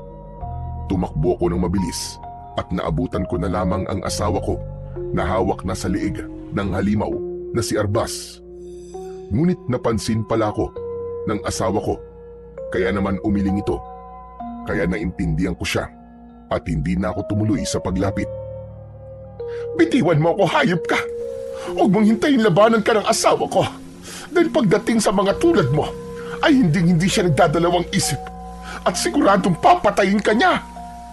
Huwag mong masyadong ipagmalaki ang asawa mo sa akin. Dahil wala naman siya rito para iligtas kayo. At kahit na anong sabihin mo, sigurado namang wala din siyang magagawa. Dahil sa lugar na ito, ay ako ang Panginoon. At ako lang ang makapangyarihan. Ako lang at walang sino man ang kakayanin ng kapangyarihan na meron ako. Kung akala mo ikaw lang ang pinakamalakas sa lahat, nagkakamali ka. Huwag mong masyadong pairali ng pagiging mayabang mo. Dahil ang amang lumikha, ang pinakamalakas sa lahat at wala nang iba. Malakas siya. Sige nga. Humingi ka nga ng tulong sa kanya ngayon. Iharap mo sa akin ang Diyos na sinasabi mo. Sige, iharap mo. at lalabanan ko siya. O ano, wala kang maiharap, di ba? Nasaan ngayon ang Diyos na sinasabi mo? Iharap mo siya! Iharap mo! Oh, wala di ba? Dahil hindi siya totoo. Hindi siya totoo! Hindi ko alam kung bakit patuloy lang kayo sa pagsamba sa kanya. Samantalang hindi niyo naman siya nakikita at nakakasama at hindi pa pinakikinggan ang mga dasal ninyo. Dahil hindi ka na Diyos, sa bawat galaw naming mga nananalig sa Kanya, ay sinasamahan kami ng Kanyang diwa. Maghintay ka lang, dahil iba kumilos ang Panginoon. Iba siya kung magparusa, at nasisigurado ko na ibabalik ka niya sa impyernong pinanggalingan mo at magsasama kayong dalawa ng tatay mong si Satanas. Kung kanina ay natutuwa pa ako sa'yo dahil sa angkin mong kagandahan. Ngayon, sobra na akong naiirita dahil sa bibig mong madala. Bitiwan mo nanay ko! Bitiwan mo siya! Nagulat ako sa ginawa ng aking anak dahil pinulot niya ang itak na nabitiwan ng kanyang ina at inihataw yon sa kamay ni Arbas na gamit niya sa pagsakal. Dahilan upang bumaon yun ng pagkalalim-lalim. Hayop kang bata ka! Hayop ka! Papatayin kita! Uunahin na kita! Sinipa ni Arbas ang aking anak sa dibdib. Dahilan upang tumilapon ito at magpagulong-gulong. Hindi ko naman na nagustuhan ang kanyang ginawa at mabilis na akong lumapit sa kinaroroonan nila. Mga bata! Sige na, tumakbo na kayo! Sabihan niyo mga bata sa uling silid ng kuwebang ito. Bilisan niyo! Tumakbo na kayo! Luisa! Mahal ko! Kaya mo pa bang tumayo? Oo, mahal. Pero ang anak natin... Bitbitin mo na si Bentot. Ilabas mo na mga bata sa kuweba. Iuwi mo silang lahat. Ako nang bahala rito. Pero, paano ka? Kaya ko na ito, mahal. Magtiwala ka sa akin. Hindi ako pababayaan ng Panginoong Diyos. Kayang-kaya kong patayin ang demonyong ito. Nang mga sandaling yon, mabilis nang kumilos ang aking asawa. Binitbit niya ang aming anak na si Bentot na nawalan ng malay dahil sa ginawang pagsipa ng hayop na si Arbas. Kaya naman, pinulot ko ang itak na ginamit ng aking anak at tumayo ako sa harap ng aswang habang hawak-hawak ang kanyang kamay na nagdurugo dahil sa ginawang pag-atake ng aking anak. Ikaw pala ang sinasabi ng babaeng yun. Wala naman akong nakikitang espesyal sa iyo. Malaki lang ang katawan mo. Pero hindi ka pa rin uubra sa akin. Huwag kang masyadong mayabang, hayop ka. Dahil hindi mo pa ako nasusubukan. Makikita mo ngayon kung sino ang hinahamak mo. Matapang! Matapang ka, lalaki! O kayo, ano pa bang ginagawa yung mga damuho kayo? Habulin niyo ang mga batang nakawala! At kung manlaban sila, ay patayin niyo at lantakan. Lalong-lalo na ang babaeng asawa nito. Kung gusto niyo, pagsawaan niyo muna bago niyo kainin. Iilan lang ang mga aswang na humabol sa mag-ina ko at sa mga batang aming napakawalan. Dahil ang iba sa kanila ay mabilis ko ring napatay. Iilan lang din ang naiwan sa tabi ng pinunong si Arbas. Ilang sandali lang. Ang sugat kanina ng halimaw na aking kaharap ay mabilis na naghilom. May pagkademonyo ka nga, hayop ka. Dahil kung makikita, ang bilis lang ng paggaling na sugat mo. Sige, lumapit kayo mga aswang! Lapit! Mga diablong buwang kayo! Umatake sa akin ang mga alagad ni Arbas at wala namang kahirap-hirap at madali ko lamang silang napatumba. Doon ko napagtanto na ginamit lang pala ng aswang na si Arbas ang kanyang mga alagad upang mapagaling ng lubusan ang kanyang sarili. Hanip pinabilib mo ko. Kahit pala bubugok-bugok kang mag-isip, ay may tinatago ka rin palang katalinuhan. Hindi ko alam kung matutuwa ako Pero sa ginawa mo sa anak at sa asawa ko, ay hindi ko yung mapapalampas. Kahit patanungin mo ko o hindi, ipapaalam ko pa rin sa'yo na hindi ko nagawang saktan o pagbuhatan ng kamay ang aking mag-ina. Tapos ikaw, sinakal at sinipa mo lang sila. Magbabayad kang hayop na aswang ka. Napakabuting asawa mo naman at tatay. Nakakaigit. Pero kung pagbabayarin mo ko, huwag mo kong patawanin, Gunggong. Dahil kung may mamamatay man dito sa kuwebang ito, ikaw yun at wala nang iba pa. Ako na ang unang umatake. Mabilis niya naman yung naiwasan, habang ako naman ay natamaan ng kanyang mga kalmot sa likuran. Dahilan upang mamilipit ako sa sakit. Hindi pa siya natuwa dahil pagharap ko ay mabilis niya akong sinipa sa sikmura. Dahilan upang tumilapon ako. O ano? Napakarami mong sinasabi kanina. Napakadaldal mo. Yung pala, wala ka naman palang ibubuga. Hanggang diyan ka na lang. Ngunit akala niya ay ganun-ganun lamang yun. At natalo niya na ako. Habang mabagal siyang lumalapit sa akin, ay mabilis akong umusal ng isang orasyon. Kaya nang akmang hahawakan niya na ang aking leg, ay mabilis kong isinaksak ang isang itak sa kanyang leg. Binitiwan ko yun at nanlaki naman ang kanyang mga mata dahil sa pagkabigla. Hindi na rin siya makapagsalita dahil sa lalim ng pagkakabaon ng itak sa kanyang leeg. Kung akala mo ay palalampasin kong ginawa mo sa akin pinakamamahal na mag-ina at wala akong maibubuga, nagkakamali ka, Diablong Buang. Dahil gagawin ko ang lahat para sa kanila. Kaya heto, para sa ginawa mong pagkuha sa mga bata, kasama na ang anak ko! Isinaksak ko ang itak na aking hawak sa kanyang dibdib at pinagdiinan pa yun ng paulit-ulit. Dahilan ng pagbulwak ng itim na likido sa kanyang bibig. At ito naman, para sa ginawa mong pananakit sa aking mag-ina. Hayop ka! Binunot kong muli ang itak at malakas ko yung inihataw sa kanyang leeg. Dahilan upang maputol ang kanyang ulo. Bumulwak ang dugo sa leeg nito.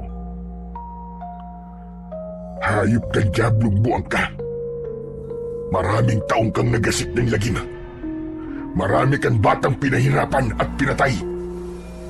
Ngayon, bumalik ka na sa impyernong pinanggalingan mo. Iniwan ko ang katawan ni Arbas habang ang ulo naman niya ay binitbit ko. Lumabas ako sa kuweba at naabutan ko roon ng aking mag-ina at ang iba pang mga bata. Nakita ko rin ang ibang alagad ng pinunong si Arbas na wala ng buhay at nalaman kong ang mahal ko palang si Luisa ang siyang may gawa nun. Napatay niya ang humabol sa kanilang mga aswang. Ayos na. Tapos na, mahal ko. Tapos na ang matagal na paghihirap ng ating baryo. Magiging ligtas na ang mga bata. Payapa na ulit silang makakapaglaro. Hindi mapigilan ng mga bata ang magsaya. Kasama na doon ang aking anak na tumakbo pa sa akin at niyakap ako ng maigpit. Lumapit naman ang matabang batang kanina na tumulong sa amin. Kahit hindi na siya nakakapagsalita, ay alam kong labis-labis ang kanyang pagpapasalamat. Lumuluha ito na niyakap din ako. Hindi naman kami nagtagal sa lugar na yon at mabilis din kaming lumabas sa kakauyan. Nang makalabas kami, ay naghiwa-hiwalay na rin kami. Niyakap uli kami ng mga batang iniligtas namin at ng batang mataba. Hindi na namin nalaman ang kanyang pangalan dahil hindi nga ito makapagsalita. Bumalik kami sa aming baryo. Naabutan namin doon ang mga tao. Nang makita nila na kasama na namin ang mga bata, ay mabilis silang lumapit at nagpasalamat. Doon, ipinakita ko ang ulo ng aswang na agarban na si Arbas at sinabi ko sa kanila na malaya na sila sa takot, na hindi na sila mangangamba, na baka mawala sa kanila ang kanilang mga anak. Dahil sa aming ginawa, nangako sila na buong puso silang babalik sa pananalig sa Panginoon. At doon ako natuwa dahil unti-unti na naming nakakamit ang aming misyon na ibalik ang pananampalataya ng mga tao sa Panginoong Diyos sa baryong yon. Kasama na doon ang matanda na si Apo Taling. Humihingi ako ng tawad sa inyo dahil sa ginawa kong paninisi sa inyo. Kayo pala ang tatapos sa kasamaan ng mga aswang na ilang taon nang namemerwisyo sa baryong ito. Nangangako ako na tutulong kaming lahat sa paglilinis ng simbahan. Babalik ako sa pananalig sa ating buong lumikha. Wala na ho sa amin yun, Apo Taling. Ang mahalaga po, nabalik na po ang pananampalataya niyong lahat sa Panginoong Diyos. Dahil kapag may pananalig, ay walang imposible. Habang tayo ay nabubuhay, nakasama ang paniniwala sa Kanya, ay laging may pag-asa. Sa kasalukuyan, ay masaya na kaming namumuhay at alam kong hindi na nawala muli ang pananalig nila. Kasama namin silang nagsisimba at nagdadasal, nagpapasalamat at humihingi ng tawad. Lagi tayong manalig at huwag nating kwestiyonin ang kaya ng ating amang may kapal dahil siya lamang ang nakakaalam sa lahat. Hindi niya tayo kailanman tinalikuran at ganun din ang gawin natin sa Kanya. Panatilihin natin ang pananampalataya sa Panginoong Diyos sa ating mga puso at isipan. Dahil sa oras na kailanganin natin siya, ay lagi siyang nandyan upang tayo ay iligtas sa kamay ng mga masasamang nilalang. Nawala na ang takot ng mga tao sa aming baryo na dulot ng mga aswang na agarban. Masaya ko na nagbalik na sa baryo ang pananalig at wala ng takot sa kanilang puso. Matapos ang mga pangyayaring yon, ay naisipan namin na magdiwang at pakainin ang mga bata at sama-samang pagsaluan ang aming konting nakayanan. Oh, huwag kayong magtulakan mga bata ha. Lahat kayo mabibigyan. Abay oo naman, matitikman nyo ang masarap na luto ng aking mahal na si Luisa. Oo nga pare, naaamoy ko pa lang naglalaway na ako. Etong anak mo si Sandra, di man lang makapagsalita. Alam ko na excited din siya matikman ang luto mo, Luisa Huwag kang mag-alala dahil balang araw, gagaling din si Sandra at makakapagsalita din siya sa awa ng Panginoon. Nabis talaga akong natutuwa. Ngayon lang nangyari na makita ko ulit mga tao na masaya at hindi nababalot ng takot. Salamat sa inyong mag-asawa. Salamat din dahil pinatawad niyo ko sa mga maling nagawa ko at maling paniniwala ko. Nako, wala po yun Lolo Taling. Ayos na po yun. Ang mahalaga po, wala ng pangamba at wala ng gugulo sa baryo. At pinaka-importante sa lahat, nagbalik na ang paniniwala ng mga tao sa Panginoong Diyos sa baryong ito. Tsaka wag po kayo mag-alala, Lolo Taling. Kung sakali magkakaroon uli ng aswang dito, Nandito ako, lalabanan ko sila. Nakita nito si paring Lucio kung paano ko kalabanin yung ibang aswang. Wala silang binatbat sa akin. Ay sos, tama ka na. Kaya pala nahimatay ka nang makakita ka ng iilang aswang. Pasalamat ka na lang talaga. Hindi agad ako nagising nang makalakad ka na. Ay talaga, kung naabutan kita, talagang aabutin ka sa akin. Abay, pasalamat ka talaga ng malaki. Dahil kung ako nga, takot kay Luisa, mas matakot ka kapag siyang nagalit. Aba, mas malupit pa sa aswang yan. Opo, Mang Temyo. Lagot ka talaga kay nanay kung nagkataon. Ano, Temyo? Magsasalita ka pa? Lalabanan pala mga aswang, ha? Mangyaring inantok lang talaga ako nun. Hindi ko nakayanan, kaya nakatulog ako. Bawal magsinungaling, Temyo. Tama na nga yan. Ang mahalaga, masaya na tayong lahat. Hindi ba mga bata? At ligtas na ang lahat. At higit sa lahat, huwag tayong mawalan ng pag-asa at pananalig sa buong lumikha. Sama-sama ang buong baryo na para bang mayroong piyesta. Paraan namin yun upang magpasalamat dahil hindi kami pinabayaan ng Panginoong Diyos sa aming laban. Napatay namin ang mga aswang at hindi lang kami ang nagwagi. Nagwagi din ang mga tao na tumulong sa amin at pinagkatiwalaan kami ng gusto. Huwag nating kalimutang magpasalamat dahil kung walang pananalig sa Panginoon, ang lahat ng ginagawa natin ay baliwala. Sa dulo ng bawat hirap, sakripisyo at laban na iyong hinaharap, maging ito man ay pakikipagpambuno sa mga nilalang ng kadiliman o mga pagsubok na tila walang katapusan. Huwag mong kalilimutan na walang puwersa ang makakahigit sa kapangyarihan ng ating Poong May Kapal. Hindi kailanman magwawagi ang dilim sa sinumang lumalakad sa liwanag ng Panginoong Diyos, sapagkat ang kanyang pag-iingat ay hindi nagmamaliw at ang kanyang presensya ay laging sumasa iyo sa bawat unos at panganib. Mananatili siyang tapat, hinding-hindi kanya pababayaan kailanman. Sabi nga sa Isayas 41, talata 10, huwag kang matakot sapagkat ako'y kasama mo. Huwag kang manglupaypay sapagkat ako'y iyong Diyos. Palalakasin kita, tutulungan kita at aalalayan kita ng aking matuwid na kamay. Hanggang dito na lamang po at maraming salamat po sa inyong pakikinig.